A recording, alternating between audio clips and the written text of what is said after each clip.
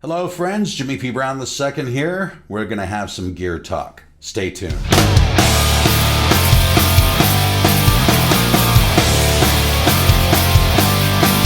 Well, hello there YouTubers, Facebookers, and all other onlookers. Jimmy P. Brown II coming at you.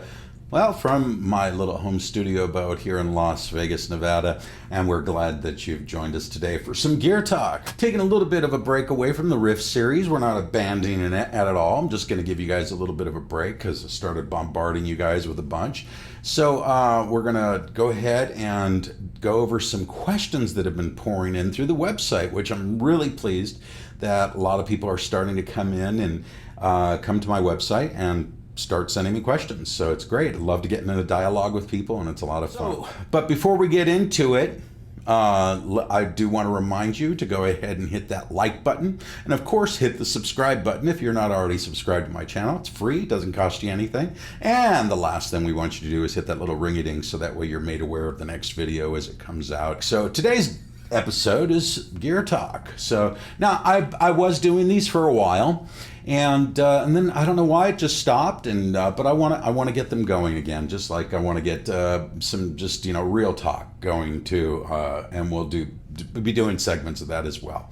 But the big question that has come in, and I love it, and I thought, rather than sending you articles or links to other guitar players that might give you good answers or better answers, of course, than me, I wanted to attempt to go ahead and give you at least my perspective. And the big ringing question is, why do guitar players have so many different guitars? And is it for aesthetics, or does it mean something? Do they sound different? So I thought we'd go into that today.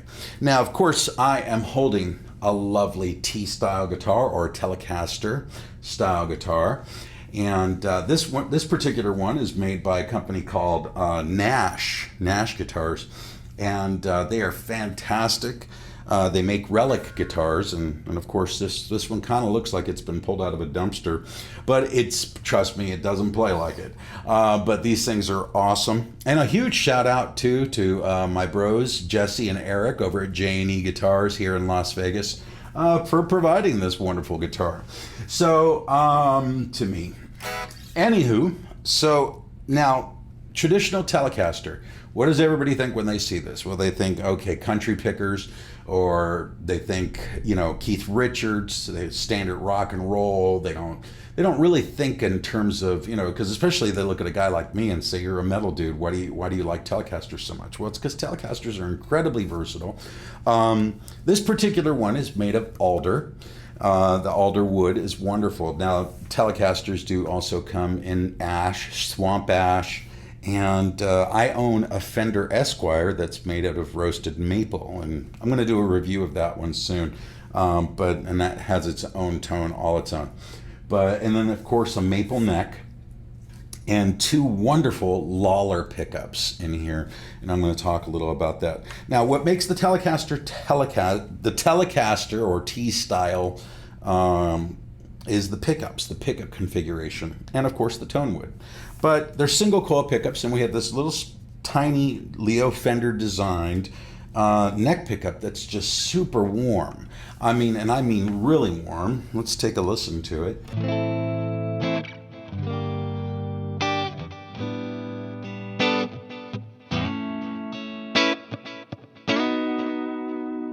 And if you roll the tone all the way back, you can get a nice kind of jazzy tones,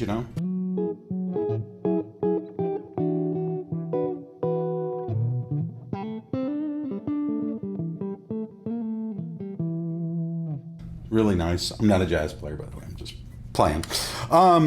Then, of course, if you stay there and you bring your tone up a little,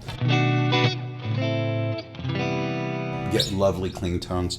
I like going to the middle where I'm going to utilize both pickups.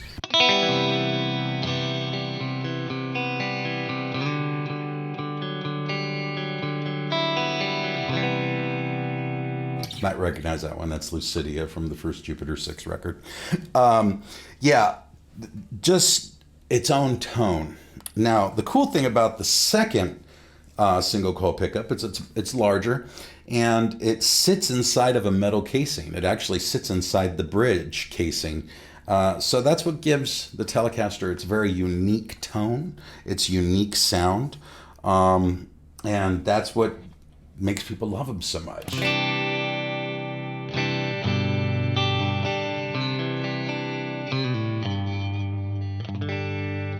Nice tone. And then, of course, the reason chicken pickers love them, they always go over to that bridge pickup, crank the treble, and just get that gnarly. Not a country player, so.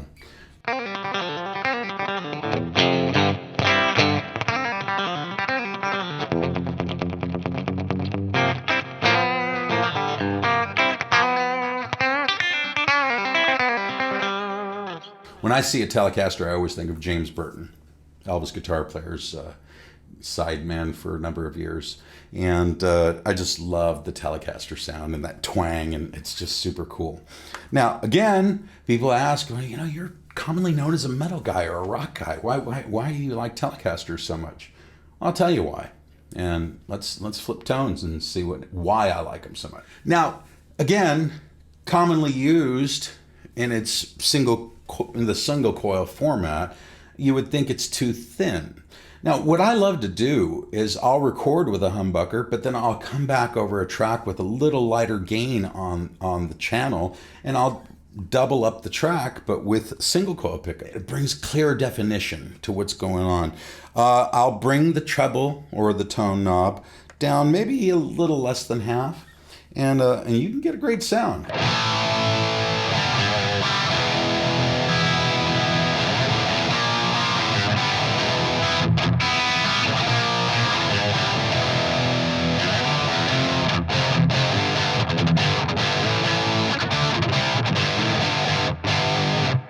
Really cool sound.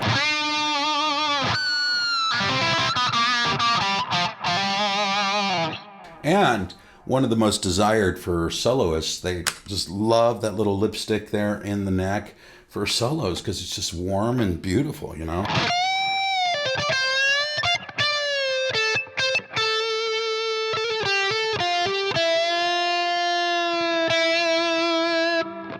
Such a cool sound. Really nice tone. And a lot of blues players like them. But again, it doesn't matter. Most good solo players will gravitate towards that and just love using it. But will it chug? And of course, one of my favorite personalities on YouTube is Ola England, and he pulled the Telecaster out just to show that it can, and it absolutely can.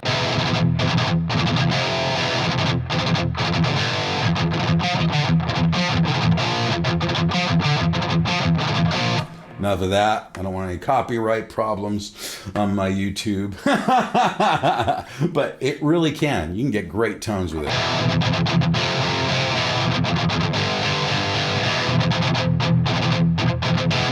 And you can hear with that treble or that real bitey sound, you get real good definition on those notes.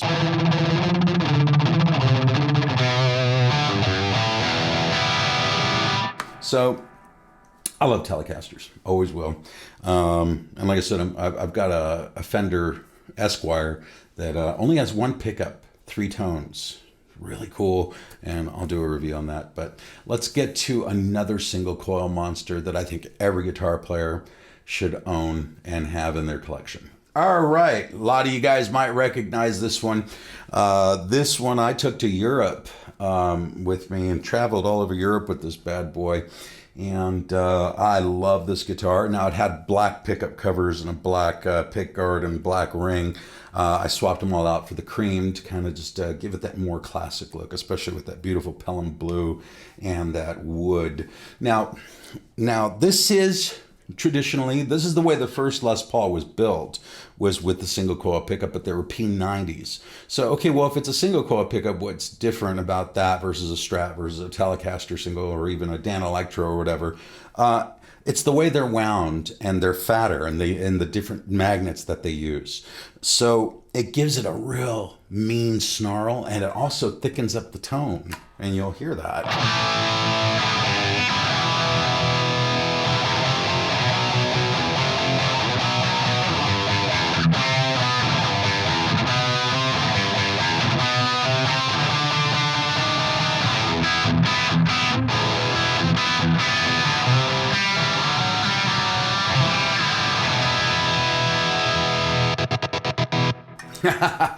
So just great tone, real snappy, articulate.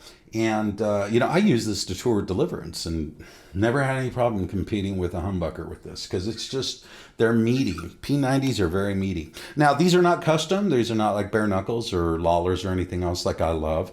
Like the Lawlers that are in the Telecaster, the Nash. And you guys know I love bare knuckle pickups. These are actually just straight Gibson P90s. And I think they're just important for just so you can have them in your collection. Because it just gives you an alternate tone to go to. Let's take a listen to the neck. It's just beautiful.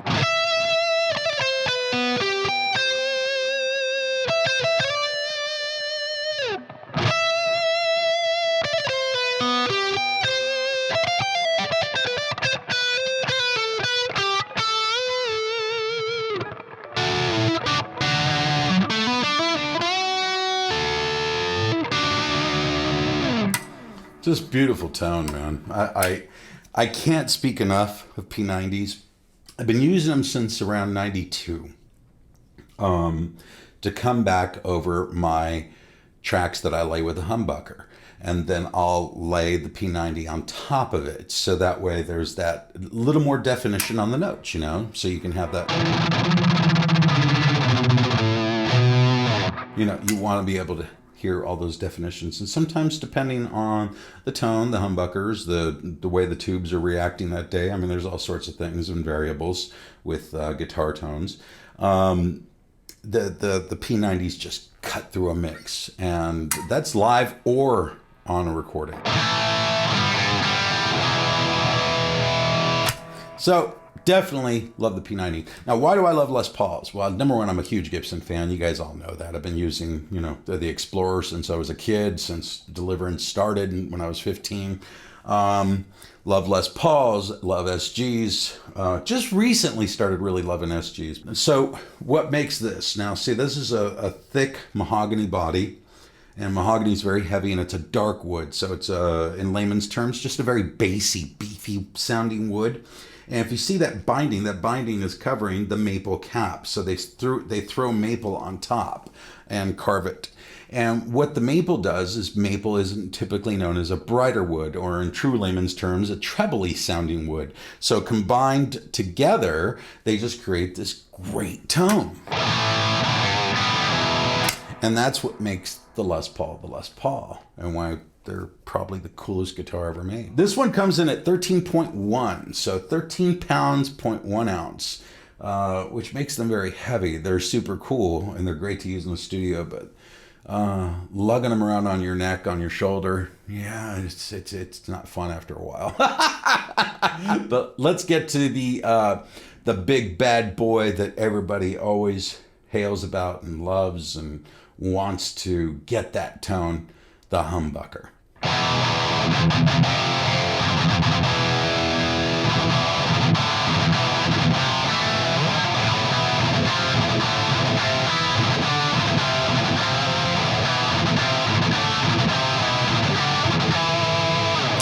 All right, you guys might recognize this one. It's the SG. It's my big bad boy with the bare knuckle War Pigs custom wound set pickup for me. Love this. If you don't know the story of my SG, go to my podcast and listen to an episode called Divine Intervention or Just Dumb Luck.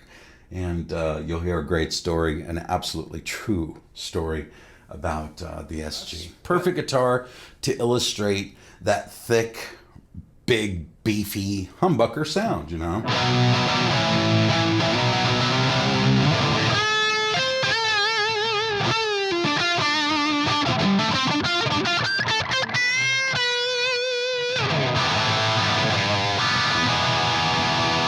Of course, everybody knows it from,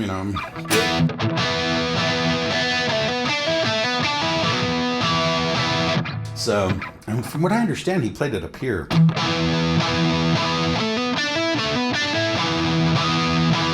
But of course, Iommi made it famous, Angus Young. But a lot of people play SGs. I mean, there's cool studio takes, pictures of stuff I've seen with Gilmour playing an SG. And of course, we know Jimmy Page played them, and he's especially famous for the double neck SG. being 12 on top and 6 at the bottom. But great guitars, full of tone. They are mahogany, but if you can see, considerably thinner. I mean, considerably thinner than the Les Paul. And the story goes on these that Les Paul sales were hurting around 1959, 1960. So they thought, well, it's probably people are tired of that design. Let's go ahead and put a new design out, and we'll put Les Paul's name on it, and we'll sell them. And Les Paul didn't like it. He didn't like the devil horns. He didn't like the way it looked. He didn't like the way it felt. And they're very different. They play different. They sound different. But they are super cool guitars.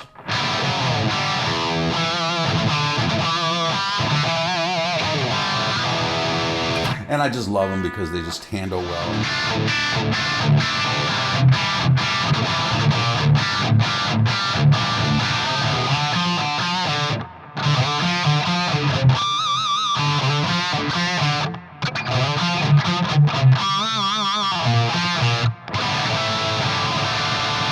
Yeah, just really nice all together. And again, you can see they have their own tone,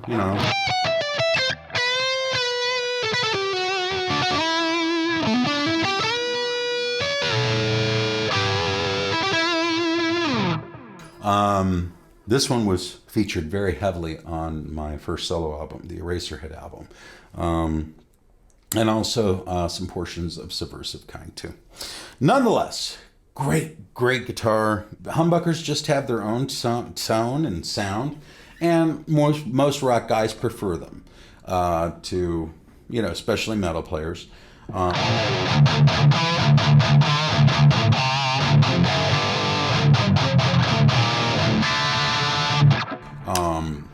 Because they're thicker, bigger, juicier, meaty, and that's what I love about them. But they like these were specifically wound to my specifications.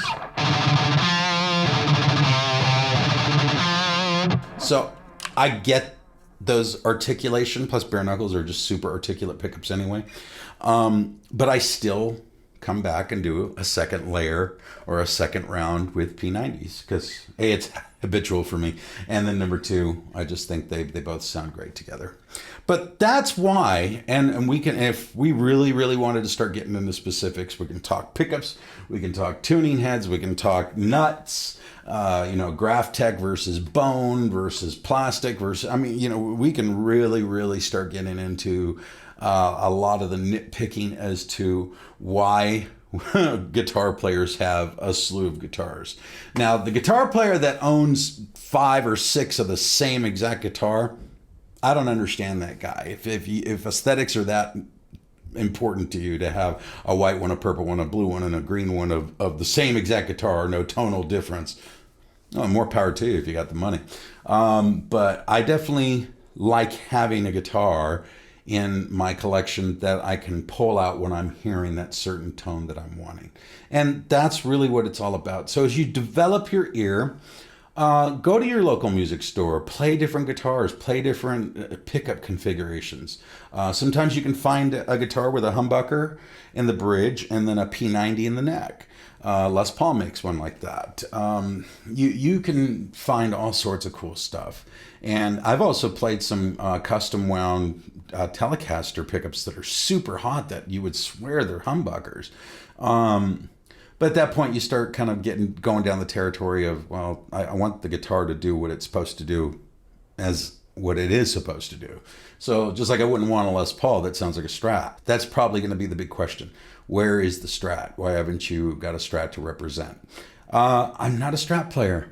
Love Strats unless I'm in that David Gilmour mood. That's really the only time if I want to feel like playing along to the Animals album or Wish You Were Here. That's the only time I pull out a Strat. And so they serve me no purpose. That's why I don't really play them. And that's why I don't own one in my collection. I'm a Telecaster guy and a Les Paul guy. And oddly enough, became a big SG guy about 5 years ago. So I just absolutely adore them. At least this one. Although I did find its twin brother, and we'll talk about that another time. Thank you so much for joining me for this episode of Gear Talk. I could sit here and talk all day. It would probably be a 5-hour video of all the nooks and crannies and the ins and outs of guitar tone, and because we haven't even scratched the surface with amplifiers and all that, but we will in further videos. But thanks for joining me. Please keep the questions coming, keep the requests coming for different songs that you want me to demonstrate. And you can do so at my website, www.jpbii.com. Stands for Jimmy P. Brown II, of course. And a big, huge shout out and thank you to my patrons, because you guys are the reasons I'm doing this. You guys are the reason I'm making music and doing what I do. And if you feel so inclined to become one of my patrons and you're enjoying what you're seeing here and singles that you're hearing on iTunes, Spotify, etc., and please come by, visit my Patreon at patreon.com/JPBII. Otherwise, Jimmy P. Brown II signing off here in Las Vegas, Nevada, where we just had a humongous thunderstorm come through out of nowhere. And which is good. We needed it with the horrific heat that's been coming through. And we really needed a wonderful day like that. But I just washed the car this morning because there was no rain on the forecast. C'est la vie. All right, we'll see you on the next Gear Talk and Riff series, and also another series starting called Real Talk. We'll see you soon.